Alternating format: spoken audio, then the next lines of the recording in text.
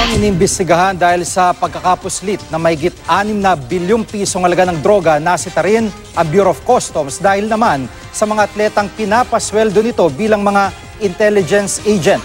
Nakatutok si JP Soriano. Kenneth Duremdes, Marlo Aquino, Alyssa Valdez, mga atletang nagmarka sa kanilang larangan. Pero ang tatlo, kabilang ang mahigit 20 kasalukuyan at dating atleta, nagtatrabaho rin pala sa Bureau of Customs. Karamihan, intelligence agent. Ang sahod ni Duremdes, Aquino at Valdez aabot daw na hanggang 50,000 pesos kada buwan noong 2016. Si Valdez nag-resign na raw noong pang Nobyembre, pero sina Duremdes, Aquino at iba pa patuloy pa raw na i-renew ang kontrata. Naungkat ang issue sa investigasyon ng House Committee on Dangerous Drugs sa 6.4 billion pesos na halaga ng shabu na nakalusot sa customs. Paliwanag ng customs sa pagkuha sa mga atleta. They do not know anything about intelligence. That is precisely they are there. Why?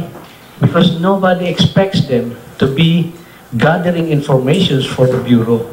So, they are the most effective intelligence information gatherer. But today, they are no longer effective because it has been exposed. They are not performing intelligence work.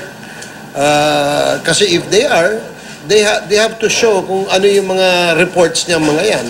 Performance report. So titingnan natin yun. Kapag in-insist niya yan, may problema siya. Sina Duremdes at Aquino ay technical assistants for special activities sa ilalim ng opisina ni Faeldon.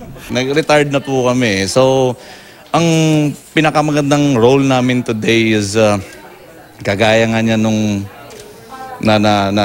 natutulungan namin itong bureau again na ma-improve yung image. Nanindigan naman ang BOC na wala itong nilabag na batas sa pagkuha sa mga atleta dahil ginawa ito sa ilalim ng Customs Special Order No. 58 na aprobado ng Commission on Audit. JP Soriano, nakatutok 24 oras.